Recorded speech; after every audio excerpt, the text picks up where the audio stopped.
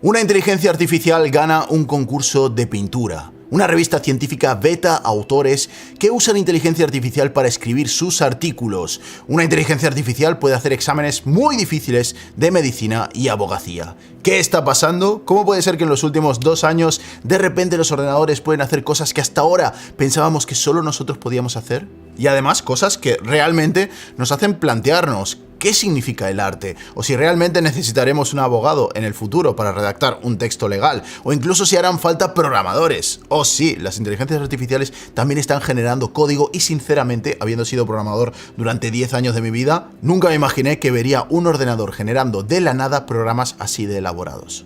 Y la verdad, todo esto hace que uno se sienta bastante perdido, sobre todo los que nos dedicamos a la informática desde toda la vida. Estas noticias nos hacen dudar. Nos están demostrando que cosas que pensábamos que una máquina no podía hacer, ahora resulta que puede y a veces incluso mejor que nosotros. Así que me propuse investigar qué hay detrás de estas inteligencias artificiales. Y hoy te voy a contar todo lo que descubrí, desde el punto de vista de un ingeniero de software explicado para todo el mundo. O sea, mi objetivo es que seas quien seas, sin saber nada, te puedas hacer ni que sea una idea de cómo funcionan estas inteligencias. Y especialmente hoy me voy a centrar en uno de los productos que está más de moda y que más ruido ha hecho, ChatGPT. ChatGPT es súper popular, todo el mundo la está usando.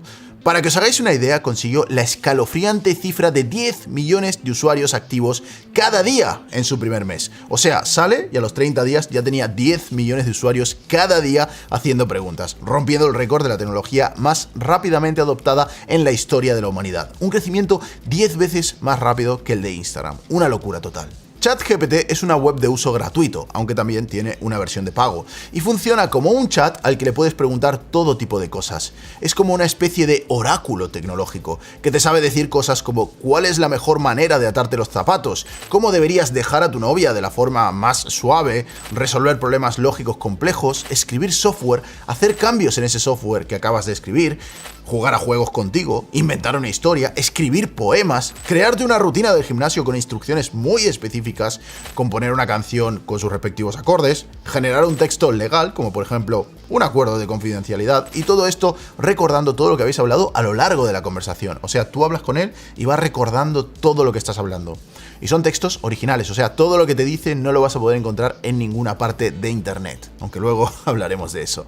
¿Cómo es posible que despertemos una mañana y esto simplemente exista? Bueno, no ha sido realmente de la noche a la mañana, han pasado décadas y décadas con muchas innovaciones tanto en el mundo de la programación como la informática, la inteligencia artificial, las redes y la sociedad en sí. Esta es lo que se conoce como una tecnología convergente, ¿vale? Nace de muchas otras tecnologías que se juntan para llegar al resultado que vemos hoy en día y esto, gente, es una revolución. Una revolución que todavía no está en su punto, pero se viene. GPT, como te decía, es un modelo, pero un modelo de lenguaje, ¿vale? El modelo de lenguaje es capaz de conocer e identificar partes de nuestro idioma. Y en este caso es un modelo generativo, o sea que dado un texto, genera palabras. Es como ese modelo que predice el clima, solo que GPT predice palabras. O sea, literalmente te dice cuál es la palabra más probable que va a haber a continuación en un texto.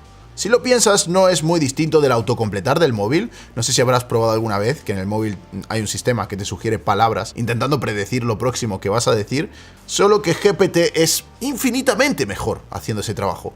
Lo hace tan bien que parece que entienda perfectamente de lo que estás hablando y pueda responder prácticamente a cualquier cosa de forma coherente. Una de las cosas especiales que tiene ChatGPT es que está especialmente configurada para completar respuestas como si estuviéramos en un chat, o sea, es un predictor de palabras, pero que está condicionado para tener en cuenta que nuestro texto es una pregunta o la intervención de una persona en un chat y la respuesta que nos genera, lo que nos responde ChatGPT, es la cadena de palabras que más probabilidad tienen según su sistema de aparecer a continuación, o sea, predice texto que no existe. Para repasarlo un poquito.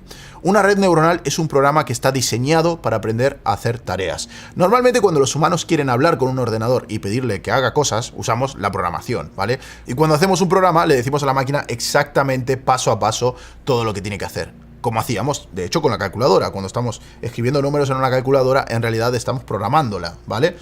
Lo que pasa que es muy sencilla esa programación.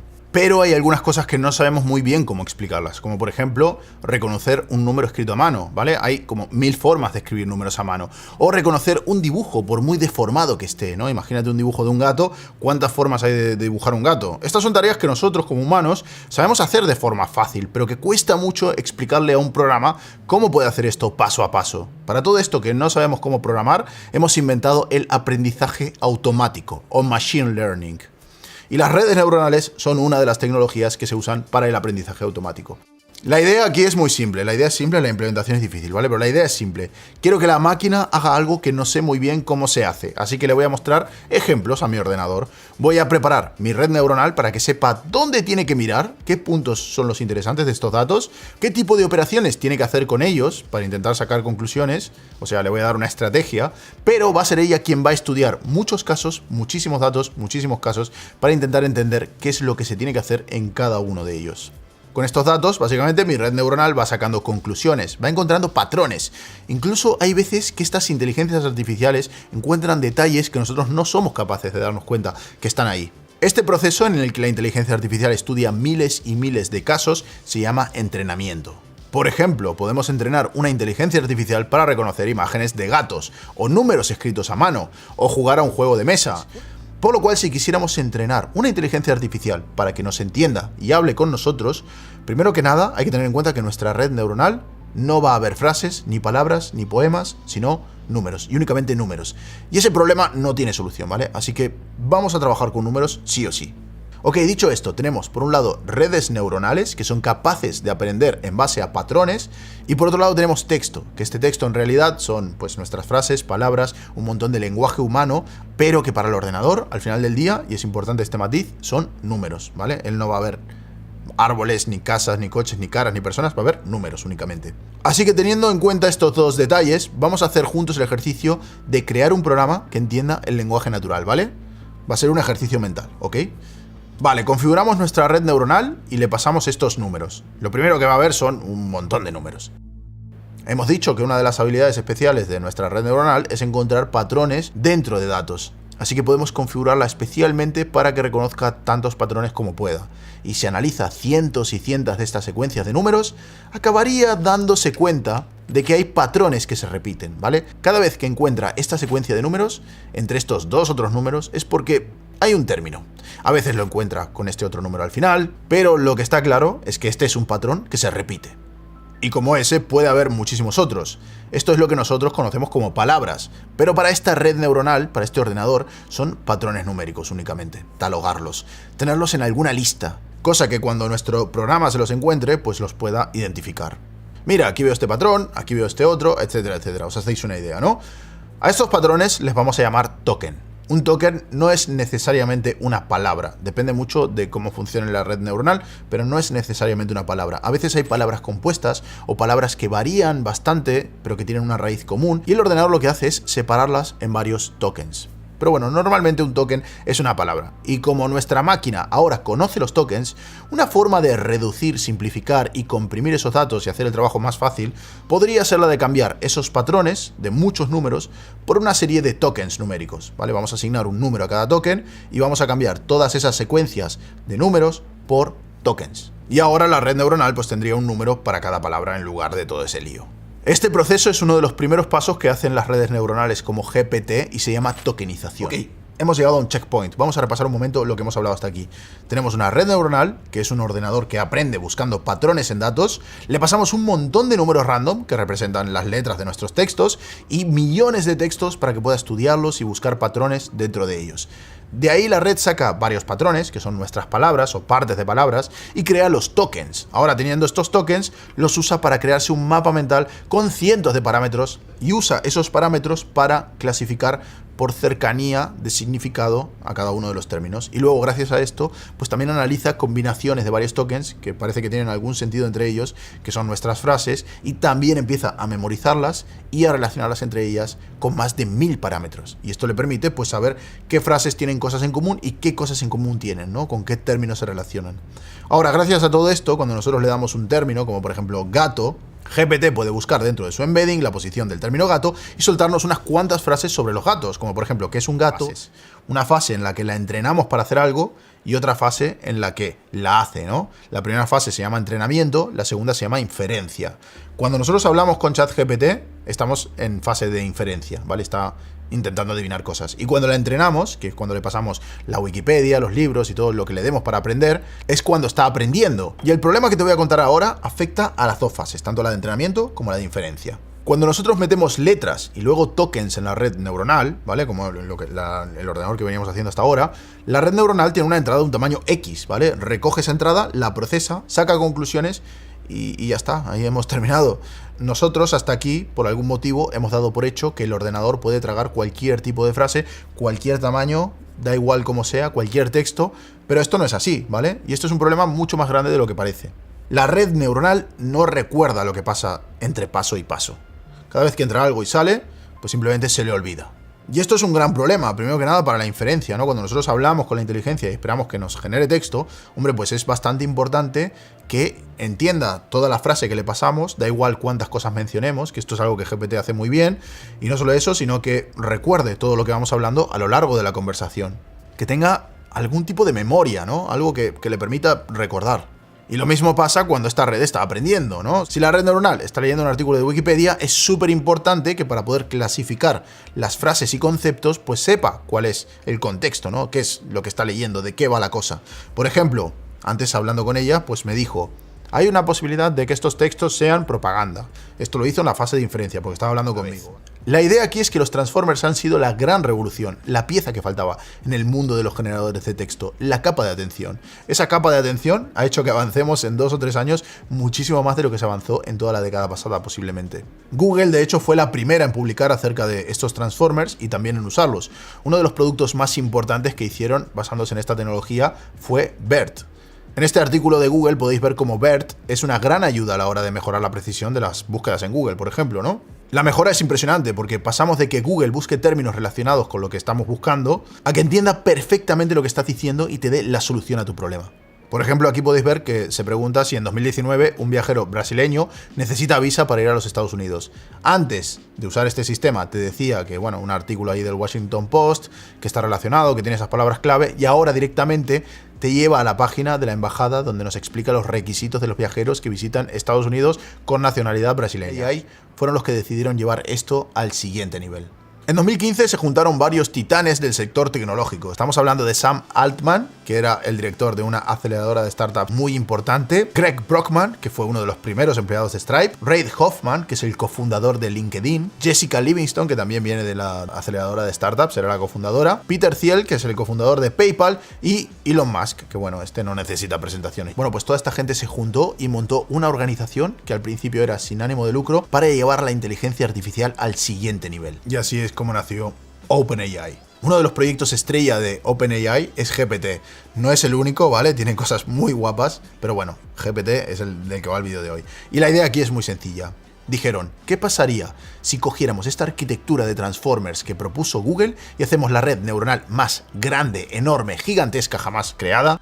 Cada red neuronal tiene lo que se conocen como parámetros. Puedes imaginar los parámetros como si fueran una serie de mandos, tiradores, perillas, pesos y una serie de ajustes que se configuran para que la máquina funcione de una forma concreta. Las redes neuronales, de hecho, lo que van haciendo a medida que aprenden es poco a poco ajustar todos estos parámetros para que los resultados de salida sean los esperados de la máquina, ¿vale? Y como podrás imaginar, cuantos más parámetros tiene una máquina, en teoría más ajustable es, más compleja y más flexibilidad tiene. Y para que quede claro, ¿no? En el caso de las redes neuronales, no es el usuario quien ajusta todo esto, ¿no? Sino que es la máquina que va cambiando todo esto para producir un resultado X, ¿no? Es como una máquina que es capaz de aprender y el aprendizaje consiste en ajustar estos parámetros. Ahora, dicho esto, este tipo de grandes modelos de lenguaje normalmente se entrenan con algunos millones de parámetros. Pero como te dije hace un momento, OpenAI quería llevar esto al siguiente nivel. Así que ya cuando entrenaron a GPT-2, usaron 1,5 miles de millones de parámetros. Y ya para GPT-3, que es en la que se basa ChatGPT, usaron 175 miles de millones de parámetros. Una locura total.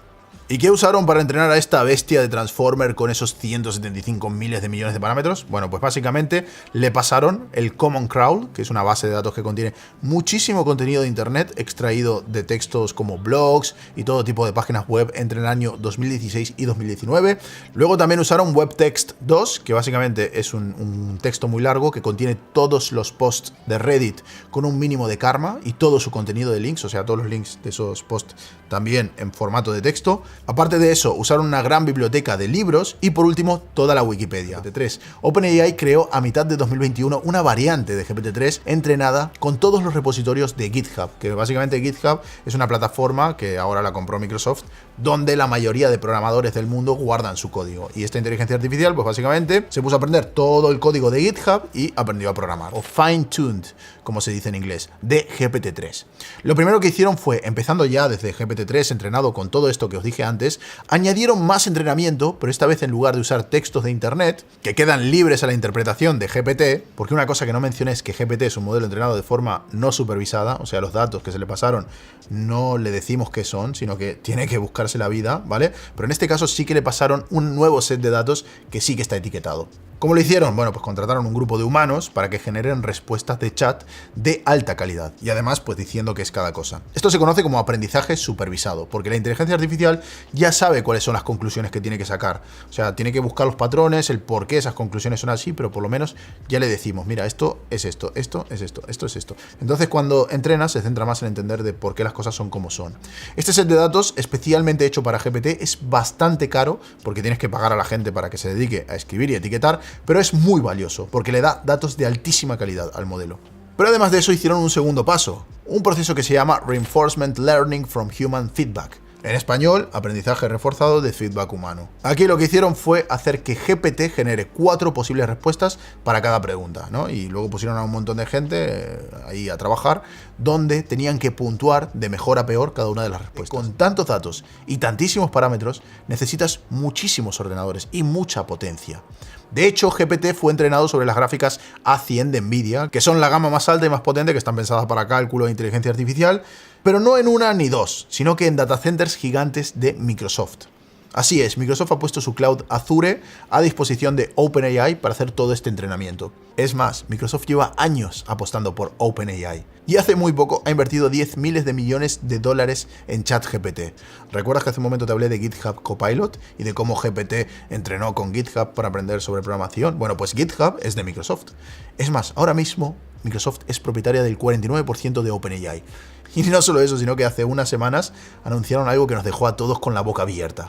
Su buscador, Bing, sí, ese que es competencia de Google, que la gente usa para buscar Google Chrome y descargárselo. Bueno, pues ahora Bing tiene una pestaña que se llama Chat. Esta pestaña está en beta y lo que tiene es una versión modificada de ChatGPT, que ahora mismo puede buscar en Bing para responder a temas de actualidad. Claro, tened en cuenta una cosa, como os dije antes, ChatGPT está entrenado en base a datos de internet, libros y un montón de cosas, pero su conocimiento se para en 2019, o sea, a partir de 2019 no sabe nada, porque el set de datos que se usó para entrenarlo es ese. Lo que ha hecho Bing es muy distinto. Lo que ha hecho Bing es usar ChatGPT tal como viene, pero meterle información extra en tiempo real de búsquedas que hace en internet. O sea, va buscando cosas en Bing